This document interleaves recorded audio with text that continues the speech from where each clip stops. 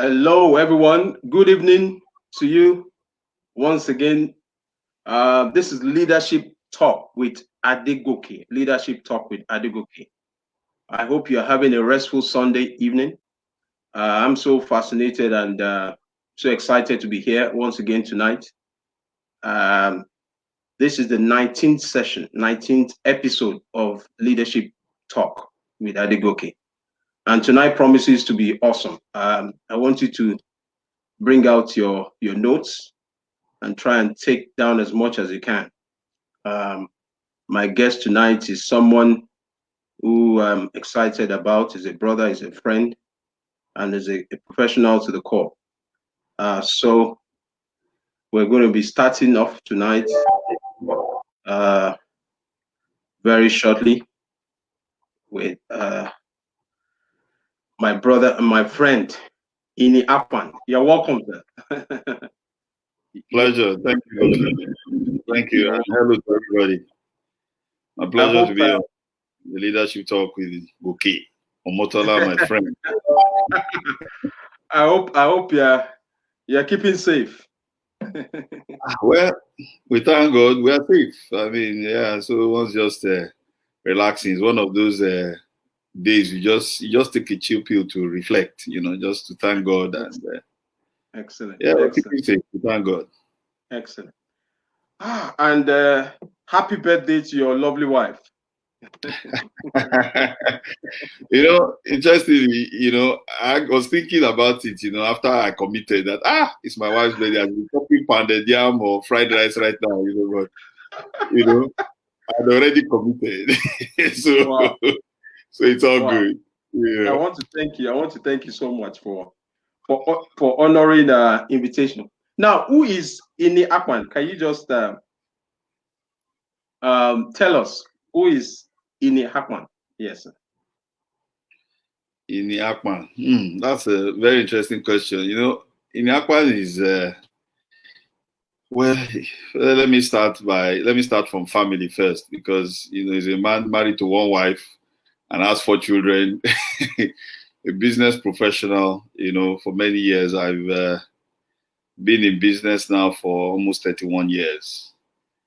So I've had a professional career, as a techie, and now in a leadership position, in a fintech business. So Ini Akpan is also a Christian who is committed to pursuing, the vision that God has given him, the purpose that God has given him. And just to make a difference. It's very important as I pursue the things that I pursue, that I want to make impact. I have a passion, to make impact and to make a difference. Wow,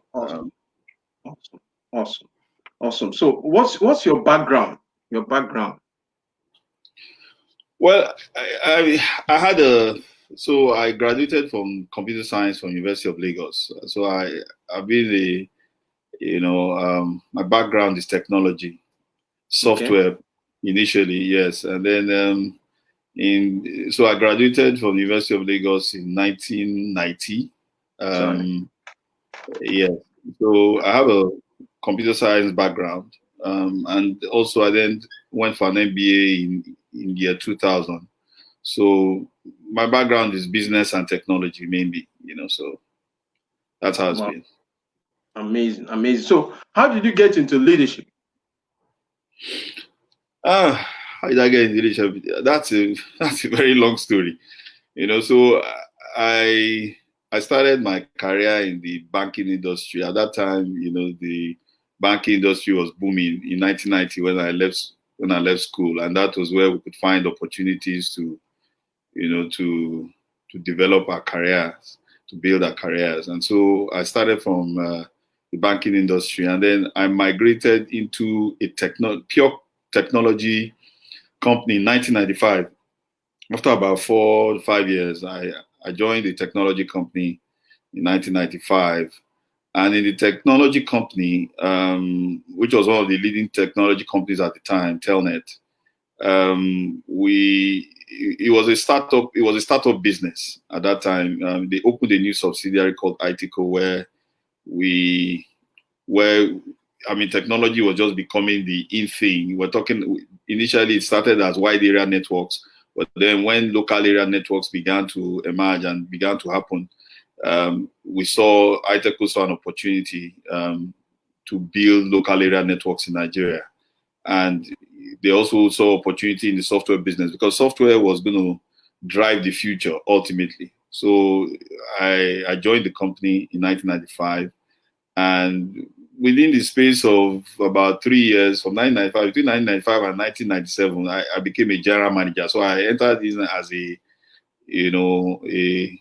an engineer, a software engineer, but then I became a general manager, and then from there I ultimately became an MD about 2 or 3 years after year 2000. So I've been in leadership since 1997, 98. So it's been quite a while. It's been a journey. Yeah. Wow. So we're speaking on leadership and fintech tonight. Leadership and fintech. Mm-hmm.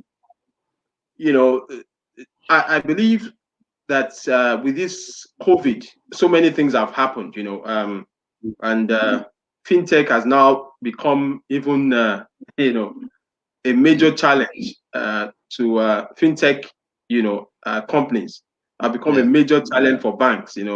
There's a saying now that banks want to become fintech companies, and fintech companies want to become banks. Can you speak to that, please? Well, so we as a, the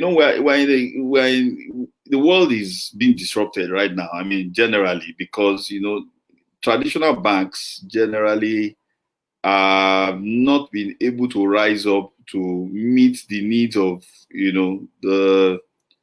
the emerging economies, or and even the developed economies. I mean, so traditional banks for a long time have been very conservative, in adopting technology and using technology to transform, the lives of people. I mean, most traditional banks are conservative. If you know anything about them, they see banking as a traditional thing where you must go to a bank branch, build brick and mortar infrastructure,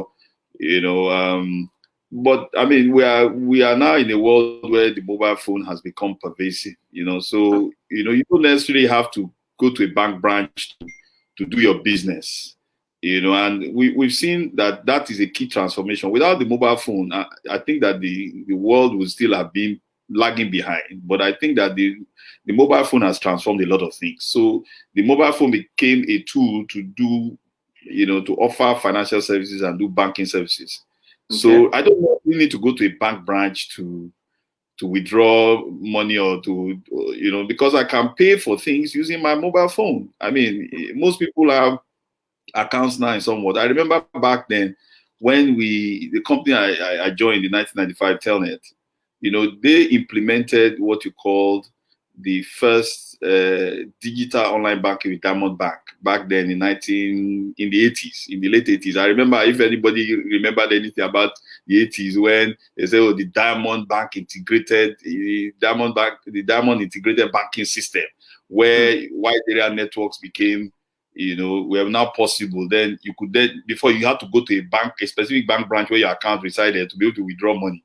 But when wide area became possible, then you could go to any bank branch to withdraw money. That was where the transformation began, and then later on we saw, mobile phones coming in. And with mobile phones coming in, obviously, more and more, it became possible to access those services remotely rather than going to a bank branch. So little by little, I mean, the world is changing. And the reality is that, quite a lot of people are still excluded. So many people are financially excluded, unfortunately, Wow. and that's been the case, So as long as you have a case where some bank branches are not profitable, in the rural areas. I remember the time when the banks were mandated to just build bank branches even in remote areas, but everybody realized that it was not cost effective, because even in the rural areas, the people didn't have you couldn't sustain the business. I mean, it couldn't be profitable. So you had to find cheaper alternatives. And since everything is going digital, the cheapest and the most affordable way to deliver financial services is using the mobile phone. Really. That's the most cost-effective way. So there's quite been a lot of changes and transformation in things. And so I mean, if as a bank you're not thinking technology now and leveraging fintech to deliver those services, then you're going to become extinct. It's just a matter of time. Wow. You're going to have serious issues. Wow. Wow. Amazing. Wow. This promises to be an awesome session. I just want to also find out what are the similarities between leadership and fintech? That's a very interesting question. So a leadership is just like in any industry. Leadership is very, very important. Because typical fintech are basically startups. And people who have innovative ideas, they want to test those ideas.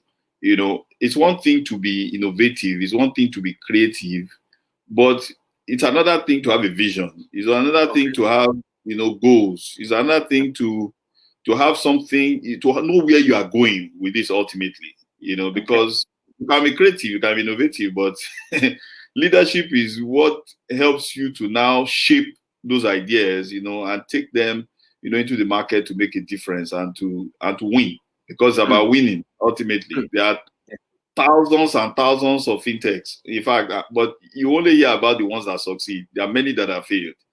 Wow. So many fintechs have failed, and there are many reasons why they failed. You understand what I'm saying? So, but leadership is key to many of those things. Because if you don't have leadership in it, you can't win, because the market is very aggressive, very competitive.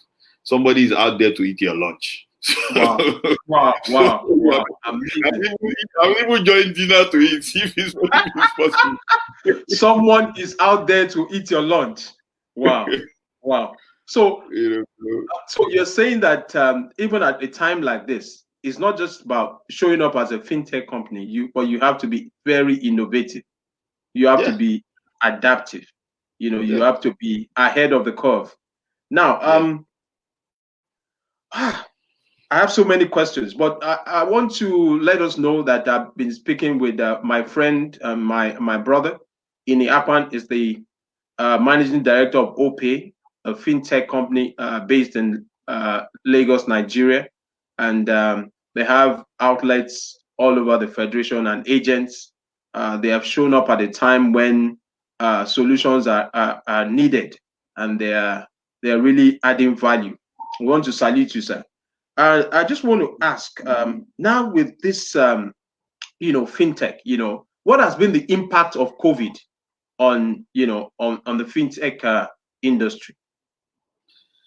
Well, so the thing is that I would think that the feeling is mixed. The mixed feeling about the effect of the pandemic. I mean, for some it's been hard.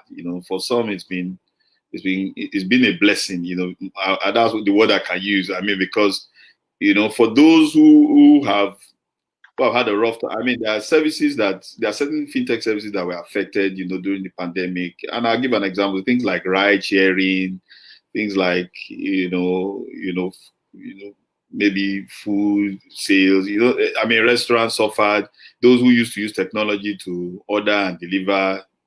So there are certain sectors certain segments in the fintech space that had challenges. I mean, so for instance, also in lending, there were impacts. It impacted it negatively slightly because people had the purchasing power, the capacity to pay back. It became difficult because people lost their jobs. People lost their means of livelihood. So it was quite challenging. But for the payment business, I think it's quite good, and which is our core. I mean, the payment business, in fact, so in payments, there was the shift, in consumer behavior, in customer behavior. Because first, if we know anything about the pandemic, there was a total lockdown. People couldn't even go anywhere. So if you said you wanted to go to a bank branch, you couldn't go to a bank branch. So we who are in the payment business, I mean, we've seen our business grow like 10 times. I mean, Wow. So we've had people now go to agents in their communities to make withdrawals for, for cash that they need, or to transfer money or to pay for something or to pay their bills. I mean, so really our business has grown. I mean, when we started in 2020 Jan, I mean, as at the end of December, I think our monthly transaction volumes or gross transaction value was $360 million. But Wow. by the end of last year, it was $2 billion a month. Wow. In transaction. So you can see the size, the size of the growth. It was something else. So we've had people now go to the bank branches, to the agents now to make withdrawals, pay their bills, and even do it themselves. Download the app, learn how to do the thing. So it forced a change in customer behavior. So the pandemic in itself, was, it had this. On one side it was hard, on one side it was very good. So I think, I mean, we are smiling. I know that a lot of people are not smiling. Wow. So, Wow. so Wow. Would it be? I just want to also, ask. There was a time you also went into, is it into transportation? Yeah. I mean, what was your experience in that area, in that field? Yeah. Well, so I mean, regulation. This is where regulation actually, can either, support a business, aid a business, or kill a business. So the government banned, for instance, Lagos State banned the Okada ride sharing business, which was a use case for us, which we felt was important, to drive financial inclusion. Because I mean, the more you can onboard the people who are, on the streets, who are like the Okada man who is excluded, people in the rural areas. I mean, from where I come from, most people they're Okada riders. You understand what I'm saying? So I mean, so you can see that that's the kind of segment that financial inclusion and fintechs primarily want to address, because they're excluded. It's difficult for them to meet the banking requirements to open an account. So they leverage on those kind of things. So it was useful, I mean, to support and to bring them on board. But, so with the ban and the regulation, it made it impossible to continue because it wasn't sustainable. Wow. So we had to take a pause and I mean, we invested huge sums in it. And, but you have to, in this business, you understand that it's all about risk taking, and you have to anticipate what will be the effect if for instance, government changes its mind, or the regulation changes. So that's the risk of doing business. Wow. It's unfortunate, but sometimes it's better to cut your losses and move on. So wow. It's tough, but you have to. So wow, amazing. I just want to say that I salute your leadership, even at a time like this. I mean, there are quite a number of fintech companies that have started, like you said, that have hit the rocks. But those of you that have continued to reinvent yourselves have stayed ahead of the curve. I know that there are one or two fintech, companies or representatives that are on this platform. So please feel free to ask your questions. We are live on this platform with my brother, my friend Iniapan, the MD of OPay, and we're speaking on leadership and fintech. Now, what are some of the ways fintech companies can, improve confidence? The confidence of the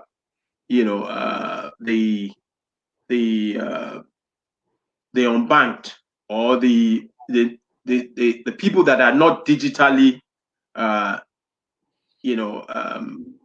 empowered. In what way can fintech companies come into that space and create some level of awareness? Because like you said, there's still a lot of money left on the table. Yes. So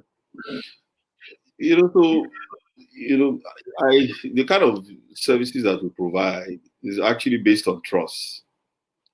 And people find it easy to trust, banks, and they actually do to trust fintechs. I mean, it's a very difficult thing, especially when you're talking technology. People prefer cash, so I'd rather go and see the cash than talk about all this technology thing. I mean, it's all about it's about more and more advocacy, and providing use cases that compel people to try something.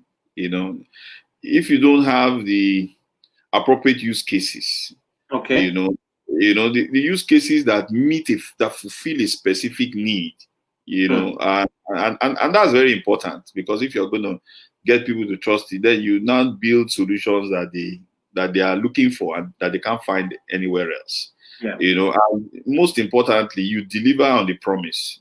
So if, for instance, I go to an agent to do a transaction, obviously that agent, you need to have clearly enough information about that agent to know who that agent is, and to know that the agent is, for instance, somebody who you can trust, because there are lots of fraudsters out there.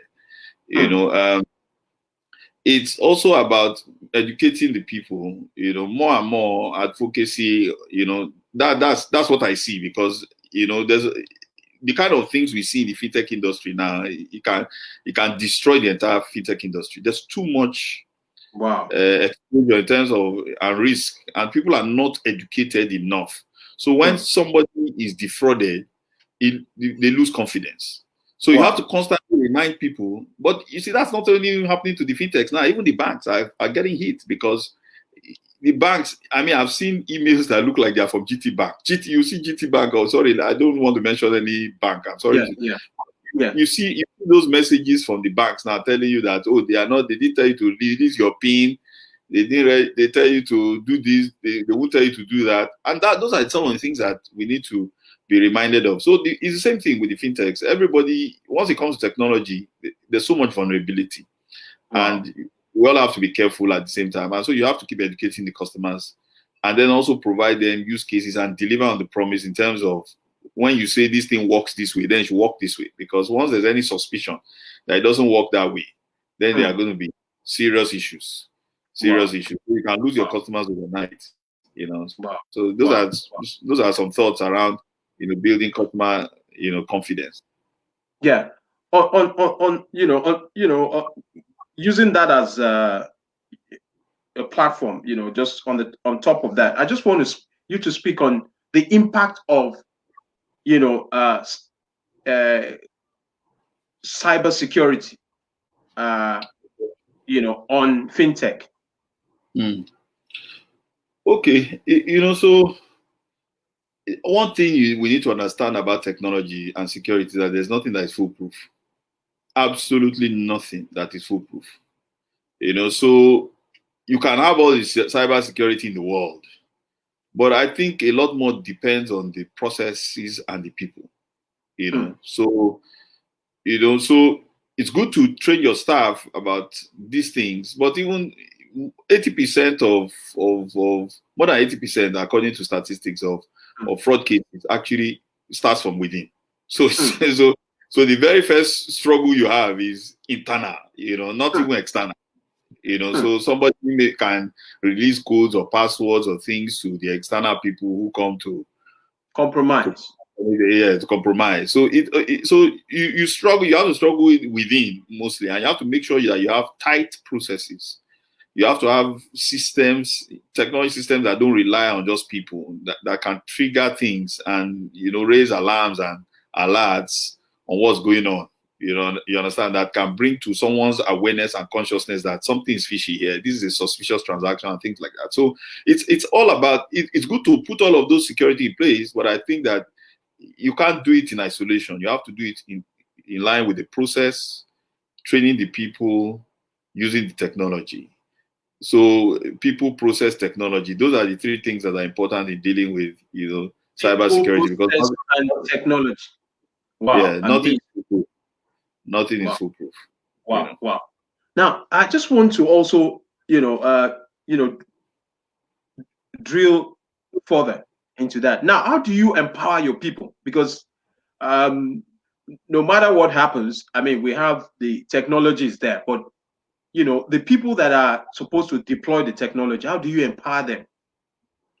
I mean, Okay. to what extent is empowerment,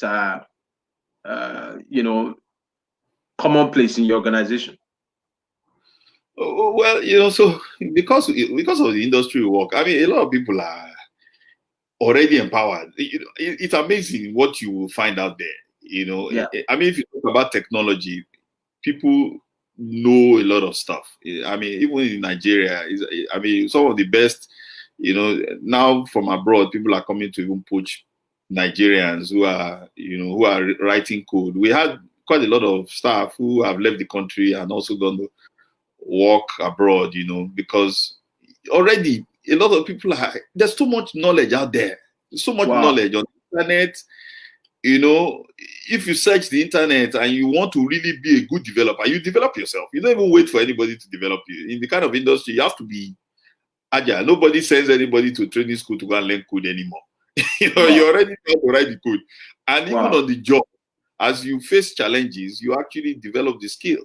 So Wow. so the technology. I mean, right now there's just too much information. I mean, we were at the time when we started, all of this knowledge was not as pervasive as it is now. But there's just too much knowledge out there. You can sit at home and learn how to write code, and what you then do is getting on the job and applying, and putting into practice. So really, there's a lot of whatever. The only areas where empowerment really comes in is making sure that there are knowledge sessions to tell you about business. So technology itself is not the problem. It's about understanding how you tie technology to business, how to make money out of that technology, how to, so technology itself is good, but you need to understand business, how to apply it, and that's where empowerment comes in, because a lot of people who know technology don't know business, and if you go back to, people like Bill Gates and all that, you can see Bill Gates started from technology, but he grew into business.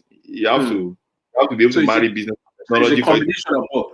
Yeah, for it to be useful. So it's good. I mean, there's quite a lot of knowledge on technology, but business is something that you learn from people, you work with people, you know where to channel, what technologies to use, how to apply them, so you have people who have quite a lot of understanding. I mean, you can also, if you want to, the very first thing I would like to suggest for anybody, I mean, if you want, you can learn the core technology, but then you now go to maybe a training program, to see how to, maximize or optimize the things you have. And most times when you go for that, it's all about process, mostly. It's not really about learning the technology, it's about the processes and how to, and how to make good use of them, building sustainable systems, yeah. Building sustainable systems. So Yeah. where do you see fintech in the next 5 years? Well, I mean, where is it, in Nigeria or where? In Nigeria, let's also start from Nigeria before we escalate globally. So I think that so I feel very strongly that fintech is and I think that even the McKinsey reports are beginning to show that Nigeria needs fintech more than ever before. Wow. Fintech is going to be taking prominent roles, because even the banks now are about getting into fintechs. Because I think now they are beginning to see the threat even to their own business. But I think there's still opportunity to collaborate between the banks and the fintechs. But I think fintechs are going to become very prominent, in the space, because if you look at the McKinsey report that came out last year, showed that there's huge potential for fintech to develop the economy in Nigeria. I mean, it can attract investments up to about $3 billion, within the space of by 2023.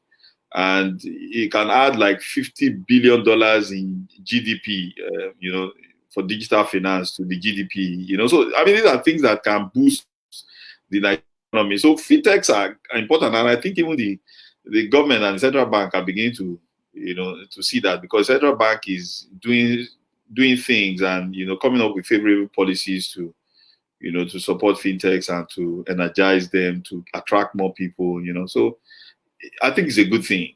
There's a lot of work to do, but I think the fintechs I mean, we're beginning to see fintechs emerge that are strong, that have the capacity, to make a difference. I mean, some of the numbers are staggering. I mean, we saw, for instance, last year, just before the end of last year, Paystack, raising exiting with $200 million.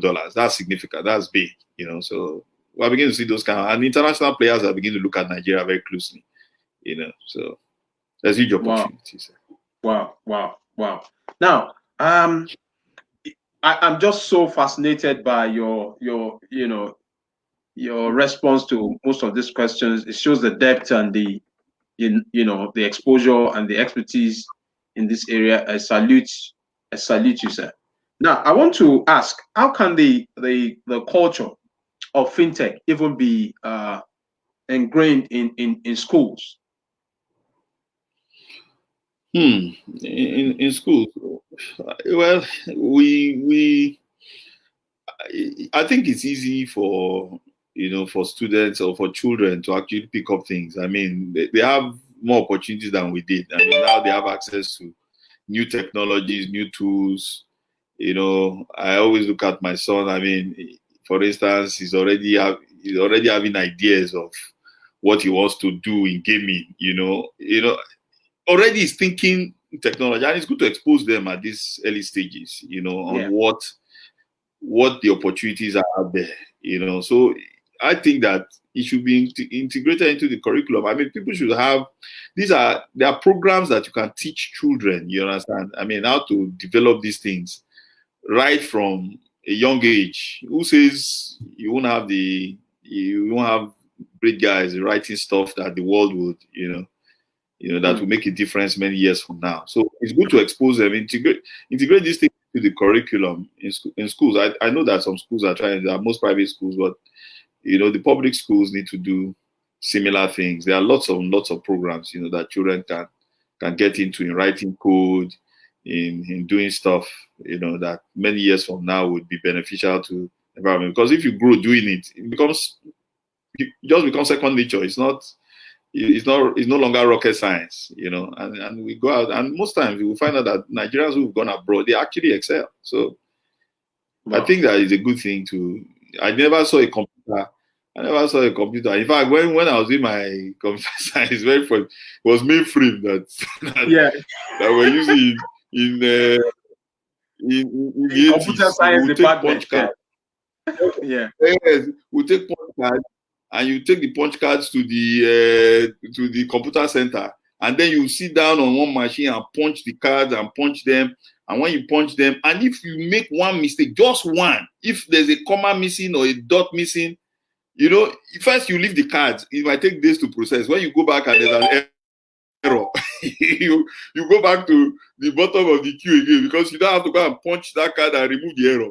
You understand? So you have to punch a new card. It was real crazy stuff, So, wow. But when I was doing my project, I had a friend. I mean, God bless that guy, and he's still my very good friend till now. One day, magic could do me. He had a computer in his house. So when I was doing my project, we used to live in Ikoyi back then. So I would drive from Ikoyi all the way to Iju, because one day I had a computer.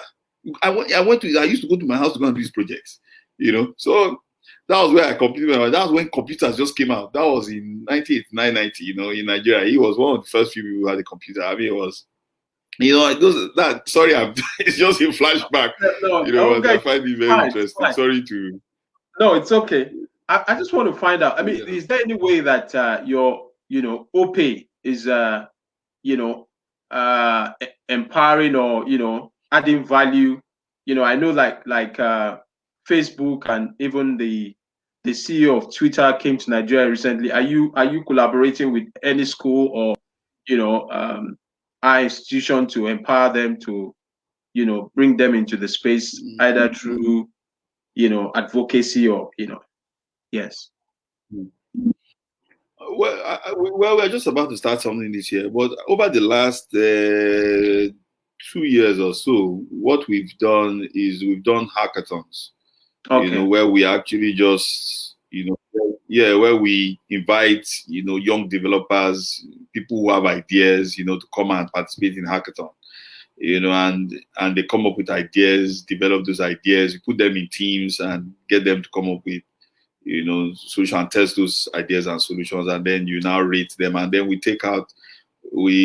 employ a few of them. Those hackathons are very, very useful. So that's what we've been doing over the last 2 years. We've had a couple, and hopefully we'll do some this year. But we also are planning starting internships, sometime this year. Awesome. God willing, with the pandemic. So we are going to start internships. Okay. Because we are now at that phase in our business where we think that it is the right time to open the door to people who can learn, who can participate in great projects and do amazing things. Wow. Wow. Amazing tonight. I've been speaking with Ini Akpan, the MD, CEO of OPay, and we've been speaking on leadership and fintech. Now I just want you to, I know you have agents, all over Nigeria. In the last session that you did, a Zoom session that you did on Fintech Nigeria, you were talking about 300,000 agents that you have all over the place. Now, these agents, what do they do? Oh, well, the agents are, the channel that we use to deliver services to the customers, and they are people that have gone through a process. We know them. They know your customer process. They have achieved the KYC level 3 according to the CBN rules and guidelines, and they are just in position to to offer things around bank transfer, bill payments, fund your wallets, buy airtime, sell airtime, stuff like that. So they're out there in the communities to provide services to people, and that's what they do. They also it's also a business for them, so they earn a living from it. They make margins and they make spread, on the services that they provide. So what we do is just provide a platform that they use, and we provide them the tools, the applications, the POS, the network, everything that they need, to be able to run their business. And then they run their business, put their money on it, make money out of it, and provide services to the community. And that's what we do. Wow. Awesome. So you're all over. Are you, OPay, is OPay just in Nigeria? Well, OPay is a global fintech, it's a global fintech, Nigeria is so OPay has a Pan-African vision, but Nigeria is the first launch of OPay, Wow. and in this year we're going to be launching in Egypt, Okay.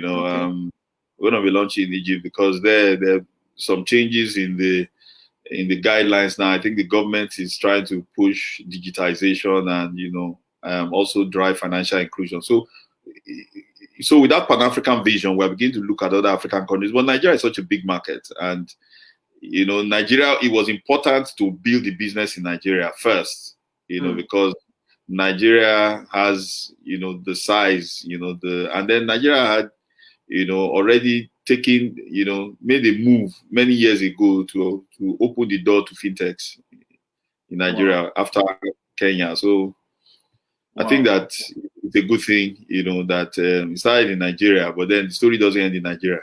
We begin to go across Africa, starting with Egypt. Yeah. Wow. It's been amazing. It's been awesome speaking with Ini Akpan, the MD, CEO of OPay.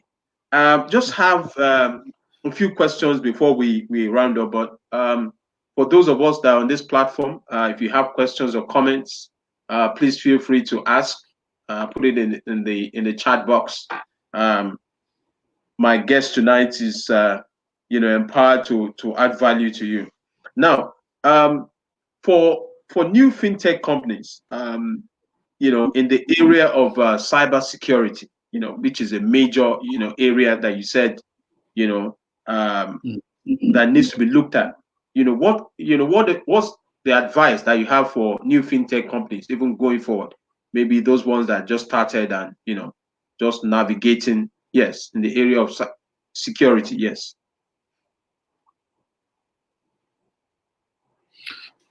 Okay, so I think the simple advice I have is that very first thing, as you build systems, I think that you always need to look at the exposure in terms of risk.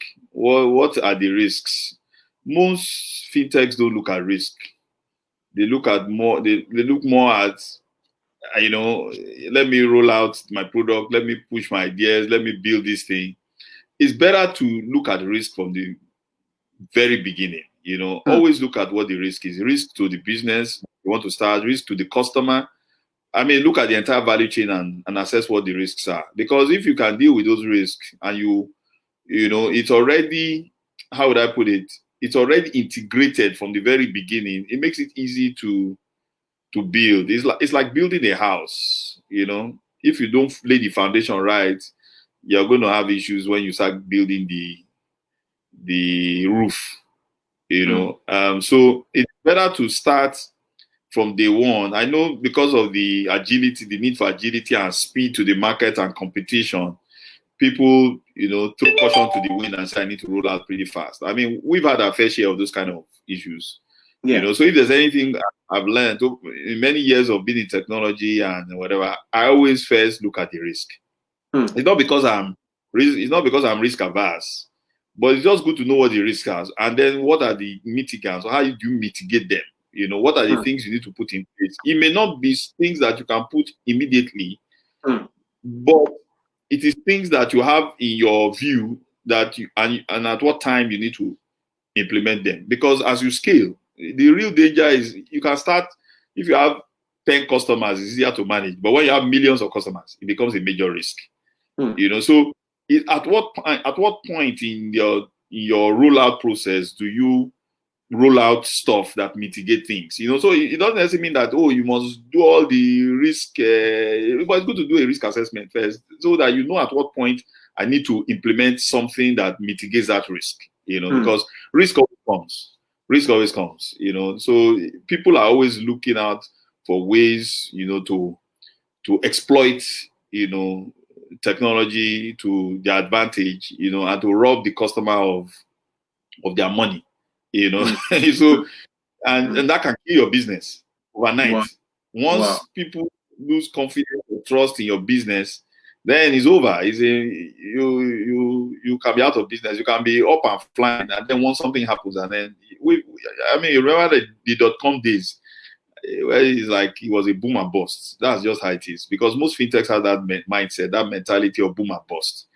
Yes, boom, boom, boom, boom, boom. But never looking at the downside. What if something happens? What if something happens? And even till today, even in our own business, we struggle with those things. So you always have to have people who look at risk and manage that risk, who ask questions about it, who challenge you and say, look, if we do this is a major risk, what can we do, and stuff like that, and then make sure you have a very tight process, because most times people just violate the process, so you have a process for managing those things. So even every rollout, everything you do, follow a process. It's very important. Adhere to the process. Wow. How do you keep up in the area of creating new products, even at a time like this where there's a lot of competition? Well, so I think one of the best ways, everybody, you have people who are product developers, people who develop products, but just relying only on the product development team to develop products is not will not make a fintech organization successful itself. So most fintechs run a flat organization. It means anybody can come up with those ideas and have a way to communicate those ideas. And I remember when one of the things that I'm really grateful for, some of the people that I worked with, in Telnet, the founders of Telnet then. I mean, you could walk into the MD's office and and talk. It's not that you shut the door or anything. You could just talk. You have ideas, you come, you sit down, you argue it out, you disagree and you agree. It doesn't matter whether you're a lowly engineer or not, but the door was open for anybody to come with those ideas, and that's how fintech organizations work. You know, so it's good to run a flat structure. It's not even though you have a hierarchy itself is just for a placeholder. But the door must be open, you know, for everybody to come and, you know, express themselves. And that's how people who are just junior become, and that's how we're beneficiaries of those kind of systems where, I mean, you could just express yourself. And I mean, that's why you will grow from just an engineer and then become an MD overnight. Those things happen, you know, they are real, you know. So the door is open. And run a flat organization where people come up with ideas, you know, and then they share those ideas. Those are the things that, you know, that transform an organization, that make an organization innovative and always coming up very with agile. Yeah. Wow. You know. Wow. Leadership is influence, nothing more, nothing less. And I can see that, you know, it oozes through you. You know, you're a man that is leading from the front and also, you know, empowering others, because you find out that, you know, as you go higher, you know, one of the things about leadership is that you listen less. It's quite a number of leaders, they become very impatient with their subordinates, you know. And if you do that, you know, it said when you are a leader and you don't have followers, it's like taking a walk in the park, you know. And what you're saying now, yeah, very true. It's quite instructive. Taking a walk in the park, I agree. Yeah, what you're saying is quite instructive, because, you know, with success comes you know, some kind of you know, you don't see clearly with success if care is not taken, you know. You need to pinch yourself, yes, and humble yourself, because, you know, the higher you go, you know, it becomes cooler there and you don't even know what is happening, you know, at the ground level. So I just want to salute you for you know, speaking to that. Now, the last question. There have been a lot of you know, people have been sharing, you know, someone said that good point, that risk should be integrated throughout the business operations. Someone also said that Odemi Olaiwole, one of my John Maxwell colleagues in Jos, said leadership helps to shape your ideas and take it to the market to win, you know, which is what the OPE is doing. I'm not your marketing officer, but you know, I can see that you have not paid me for this. You're having free advertisement, you know. Okay, my very good friend. Yes. So Adeyemi Olaiwole also said that leaders think of the most effective way to deliver service. I mean, you guys are all over Nigeria, having 300,000 agents.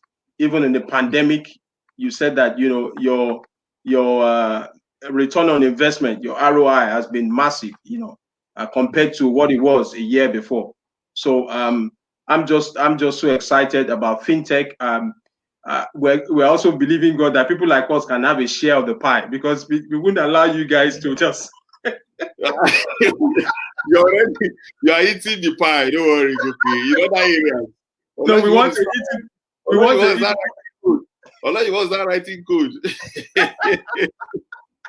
No, we're so glad, because I mean, what has also happened now is that you know, it has made the world smaller with fintech, you know, as opposed to just walking into.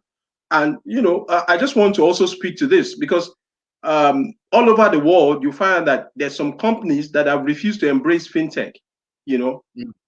And they're suffering massively. I mean, I don't want to drop names right now, but there's all the shops that, because of the lockdown in Europe and all over the world, all they do is walk-in customers. They are not online, and you know, in the last 6 months, 5 months, they have lost, you know, revenue. Income. Yeah, I mean, what would you say to such companies, even at the time some of their owners might be listening to you? Well, better late than never. It's better to start. I mean, fintech, the world is, you know, moving in that direction massively. I mean, even in the US now, I mean, there are new technologies that are coming up. Bitcoin is already in discussion, you know, so it just tells you where the world is going, you know, ultimately. There's no way traditional businesses can survive if they don't adopt technology and integrate payment into that technology. Because I mean, it's convenience. It's about convenience. I mean, because people want to be safe, even now in the kind of world we live in. I mean, so they want to sit at home and order everything. You know, and I know how convenient it is. I enjoy those services myself. I hardly carry cash. I mean, I hardly. Almost everywhere I go is either a card payment or a bank transfer. Those are the two easiest ways that I make payment. Even the great man has to be, and the gardener and everybody has to be, compelled to open a wallet to do something, And even if you don't have now these days, at least they go and tell their brother, okay, you have bank account. Let them send the money to you and give it to me, So there's just no way. There's just no way. Everybody has to adopt it, and then also tie it, to if you run a business, find a way to leverage technology and integrate payments into it, because there's just no way. Nobody wants to carry cash, and now it's not even safe. Carry cash, they can kidnap you. God forbid, but that's how dangerous. If the people know that you're a cash business, you're even in danger. Wow, amazing. I've had a swell time. I'm sure that those of us on this platform, you've had a swell time. If you are glad that you're on this platform, please just drop a comment just to encourage my guest, Ini Akpan, the MD CEO of OPay. Just, encourage him and appreciate him for, showing up tonight. I just want to, I said I have just one more question, but I won't let you go until you speak to this area of cryptocurrency, okay, and Bitcoin. Okay. What do you want me to say, or what do you want to hear about it? I mean, I know that's they are all this was all fintech, about money, moving money. I mean, can you just, maybe even on the surface level, what would you like to say concerning that? Because that's also innovation, yes. I mean, initially, maybe a few years ago, 12 years ago, people were not really, but I mean, as at 3 weeks ago, I mean, Bitcoin, $40,000, I mean, the kind of figures we're hearing, it's amazing, yes. Yeah. So I mean, Bitcoin has been up now for many years, and it's still undergoing evolution, and development, So, so cryptocurrency is something that, I mean, I see it more like still a futuristic thing, but I mean, it's getting closer. I think we're getting to the point where people need to start looking at it realistically. I mean, it started over 10 years ago, so it's been around for some time. But one thing about technology, it takes time for people to adopt it. And for right now, a lot of people don't understand it, so it has a lot of risks. Okay. And also, I think the real benefit is the fact that it cannot be regulated by government. I mean, the way that you regulate, other currencies, because now it regulates itself. It's a market. You understand what I'm saying? It means that, for you to now buy and sell, it means that ultimately when people begin to adopt this as a means, and they already begin to adopt it, it's going to become a currency that is recognized. You understand? That is not limited by those exchange between naira and dollar or pounds and whatever. Is its own currency. Now I begin to see evolution there. It has a lot of risk right now, so it's better to understand it, read about it. There are speculative ones, there are stable ones, there are stable coins, there are speculative. There's lots of knowledge to develop, and already people are beginning to accept it as a means of payment for some businesses. I read a report, I think earlier on this year, that said that over 1 million Nigerians have already registered for a Bitcoin account, in some foreign service provider. I've forgotten the name. And over $400 million, in Bitcoin transactions just last year in 2020.